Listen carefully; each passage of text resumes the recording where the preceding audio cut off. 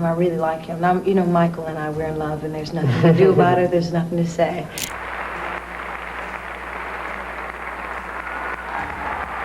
Diana Ross may have just confirmed one of the most shocking rumors yet, that the love of her life was possibly Michael Jackson. It all began when the Jackson 5 joined Motown and Michael lived with Diana. Sources say Michael used to call her both mama and girlfriend. And I took a special interest in him, and we were very close. Michael was said to have been obsessed with her, like how he would always carry a photo of them and even had a whole room filled with pictures of Diana. How did you feel when you heard you got the part in The Wiz, and especially playing with Diana Ross? Very happy. I love the play so much. I've seen it 6 times before I even knew I was going to be in it. Some even say they almost got married, but Diana ended it because Michael was too young. So, did one of the biggest love stories almost happen? Let's find out. Michael Jackson once said that Diana Ross was like his mother, his lover, and his friend. She was all those things to him. She was also the love of his life. But even though he loved her deeply, she was the love that always got away from him. Michael looked up to Diana in many ways. She was 14 years older than him, and he loved everything about her. He thought she was the most beautiful and talented woman in the world. Michael met Diana Ross in 1969. At that time, the Jackson 5 had just signed with Motown Records.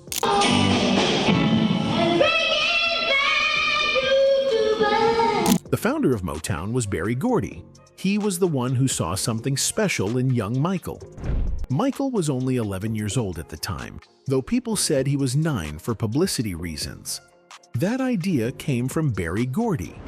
Another thing Berry Gordy did was say Diana Ross discovered the Jackson 5. And I took a special interest in him, and we were very close. That wasn't true. It was just a story to help promote the group. The real people who discovered the Jackson 5 were Gladys Knight and a woman named Suzanne DePass. But Diana became the face of their discovery because she was already a star. Michael moved in with Diana Ross in 1969. He lived with her for about a year. His family still lived in Gary, Indiana at that time. While staying with Diana, he got very close to her. He called her Mama and sometimes even called her his girlfriend.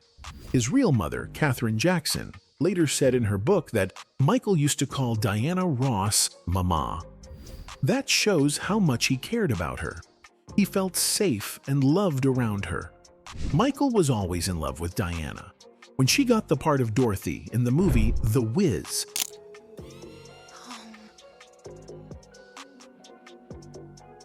it gave Michael more reason to be part of the film too. Things are gonna change, but they look just like they're staying the same. He wanted to be near her. He ended up getting the role of the Scarecrow. He would often tease his sisters like LaToya and Janet by saying, "You're not pretty until you start looking like Diana." That shows how much he admired her looks. He thought Diana was the perfect woman. To him, beauty meant looking like Diana Ross. He saw Diana not just as a beautiful woman, but also as a guide and teacher. She helped him with his career. She gave him advice and support. She was like a mother to him, but he also loved her in a romantic way. He even wanted to marry her. Some people said they got engaged twice, but both times, Diana broke it off. Maybe she didn't want to risk her career. Being with someone 14 years younger, especially someone so famous, might have caused problems for her in the public eye. In 1977, Michael and Diana worked together on The Wiz in New York. Michael was 19 years old then. During the filming, one of Diana's assistants said he had trouble finding them one morning. Later, he found out they were both in Michael's apartment, and Diana had spent the night there. This caused a lot of rumors. The assistant said Diana told her friends, "Well, I'll tell you one thing, Michael definitely isn't gay." When the assistant asked Michael what happened, he said, "You'd have to ask her." When he asked Diana, she said, "Ask Michael." It was clear that something private had happened between them, but neither of them talked about it openly. Michael never stopped loving Diana. He always carried a photo of them together. He even had a room in his house just for her. He called it his Diana room. It was filled with pictures and things that reminded him of her. That shows how deep his feelings were. She was always in his heart. Michael said Diana was his first real love. When he found out Diana was getting married, he acted happy for her. He said he knew she would be very happy, but deep down, he was hurt. He felt jealous. He always wanted to be with her. He said he loved her and always would, but he had to hide his feelings when she married someone else. Michael Jackson turned 24 in August of 1982. He told people that he had finally taken control of his own life and career.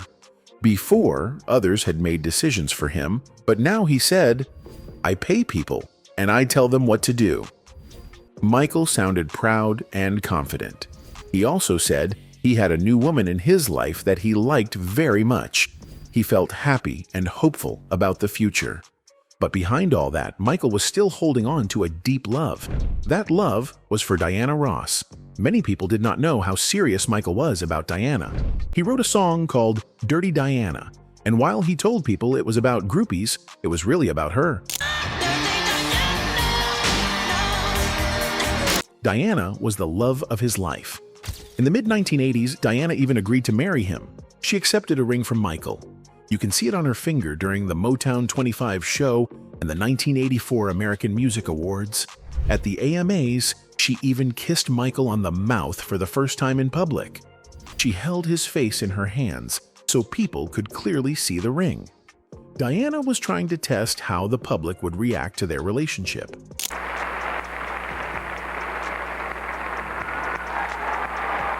Things moved fast. Michael and Diana told his mother, Catherine, about their engagement.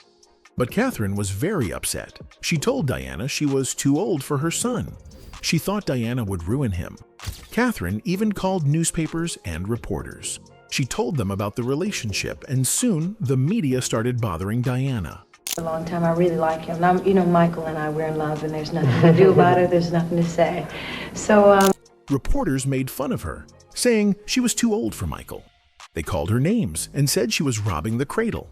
Diana couldn't handle all the attention. She felt ashamed and stressed. So, she left Michael and started dating Arnie Nace, a famous mountain climber.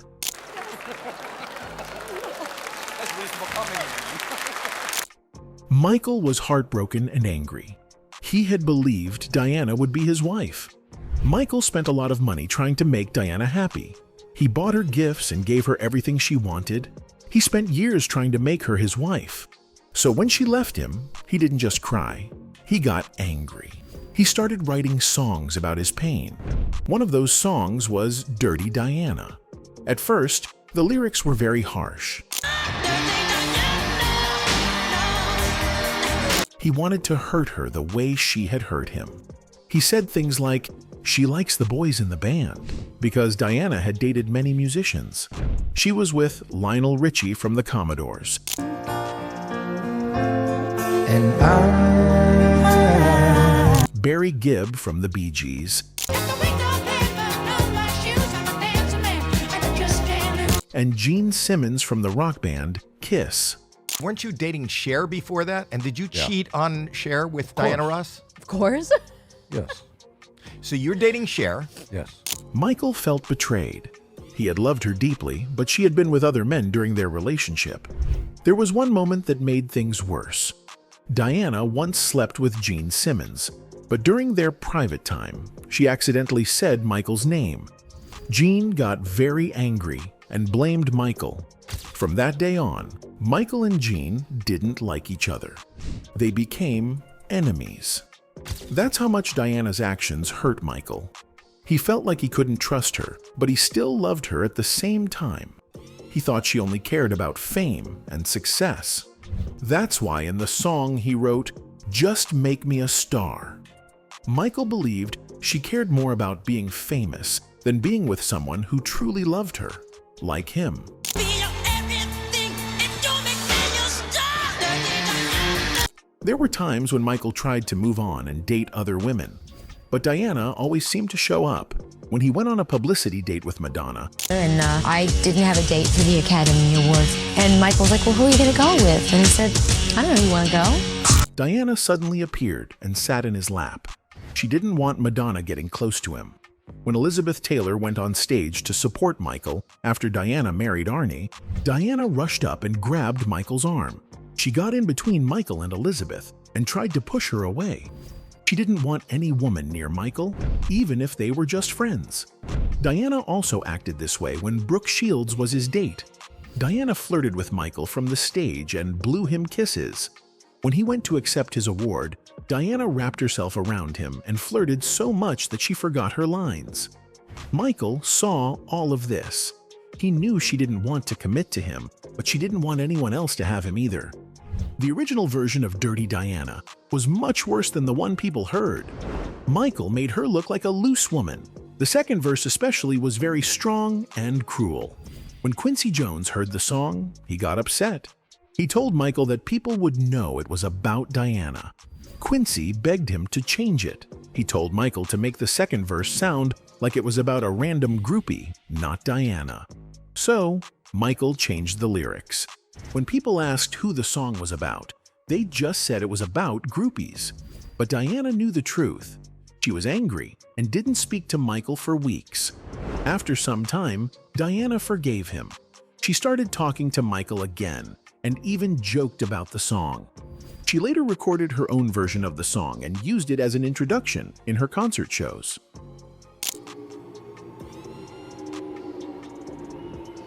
That was her way of saying, "Message received." She knew what he had done, and she was responding in her own way.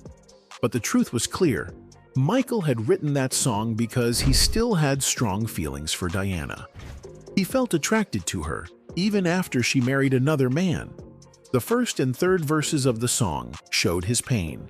Only the second verse was changed to cover the real story. Michael often used double meanings in his songs. He knew how to hide the real meaning behind words. He wanted to hurt Diana with this song because she had hurt him so badly. Back in Motown days, the word groupie had a deep meaning. It didn't just mean a fan.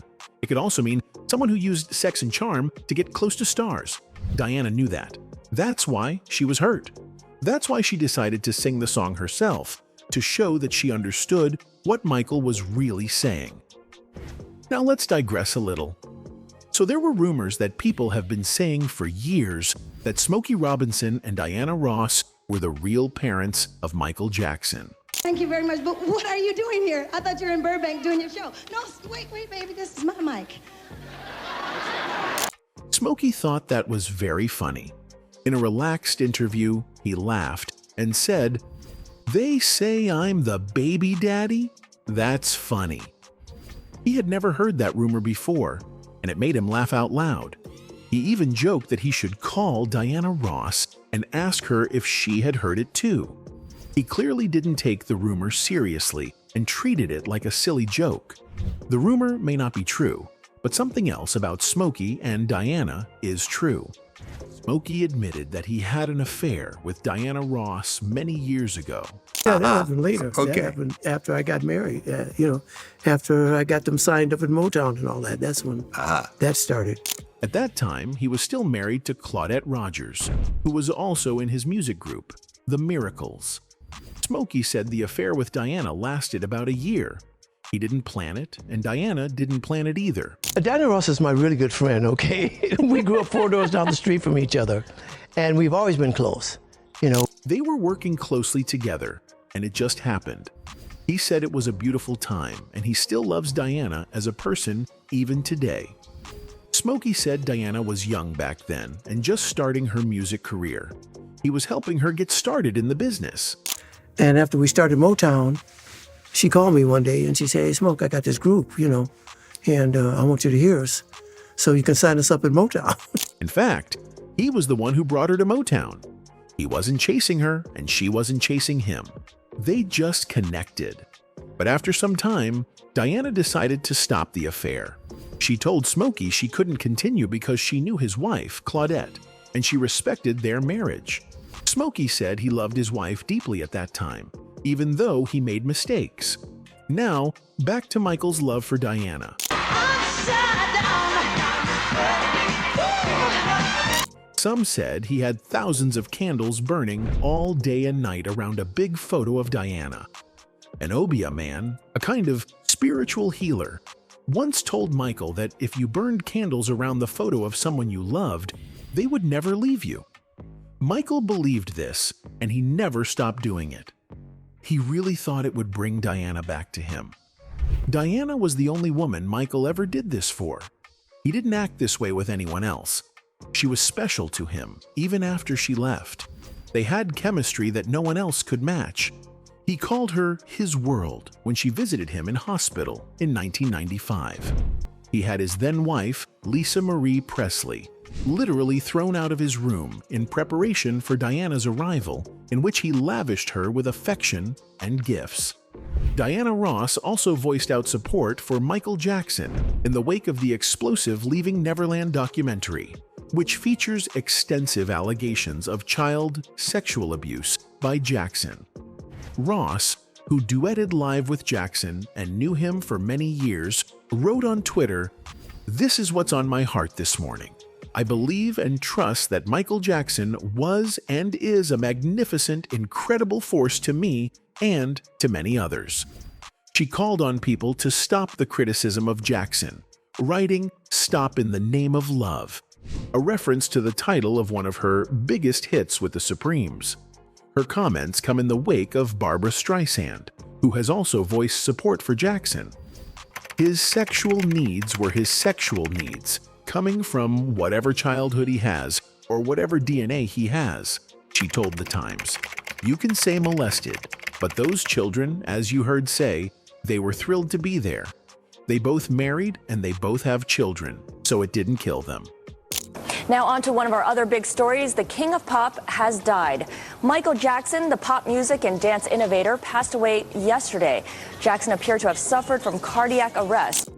After Michael Jackson's death in 2009, and many years since they had a close relationship, Diana Ross was mentioned in his will, stating that he would like to leave his children with her in the event of his mother's death. This act, honoring her as the great mother she was to her children, and knowing in death she would be best to guide his own, but also honoring their lifelong friendship, the lasting bond they developed over the years, and a last reminder of the special place she always had in his heart.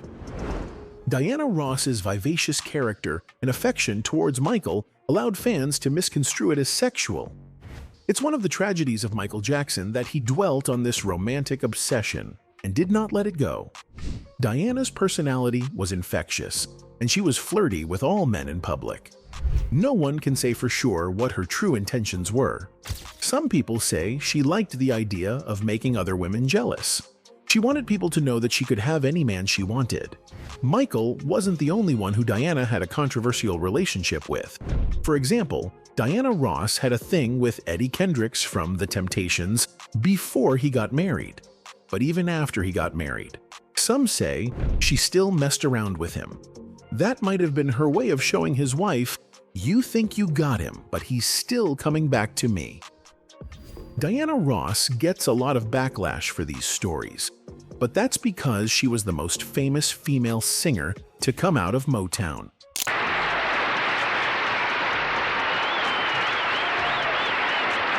The truth is, she wasn't the only one doing these things. It wasn't just the women either. The men were just as bad.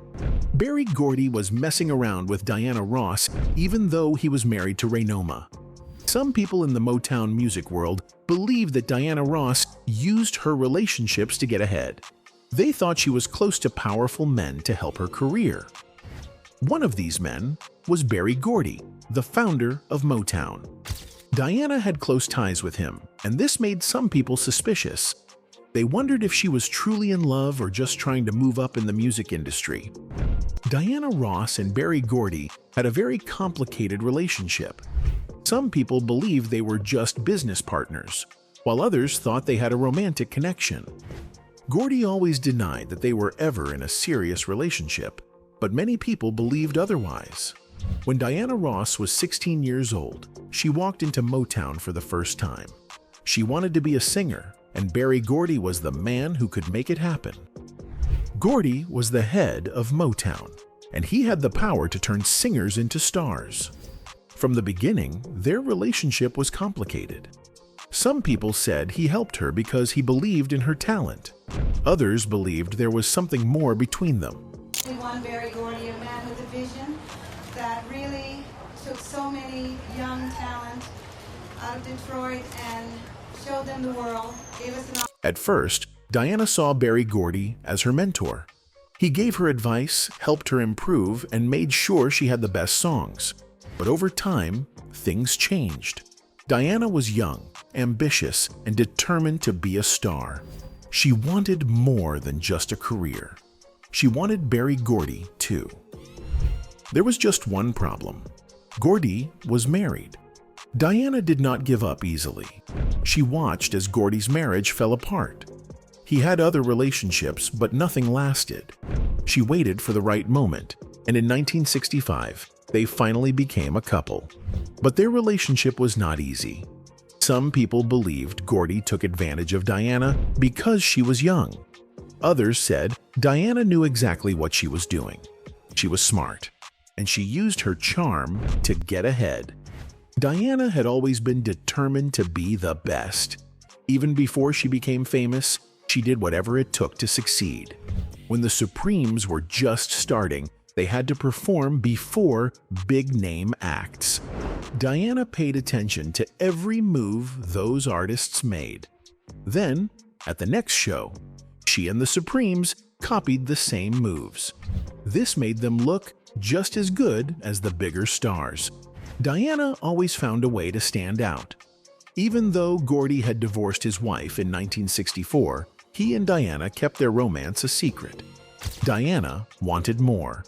She had been with him for 5 years and she wanted to get married. But Berry Gordy was not interested in marriage. He had many relationships in the past and he did not want to settle down. He once joked that he could not marry Diana because she was just as selfish as he was.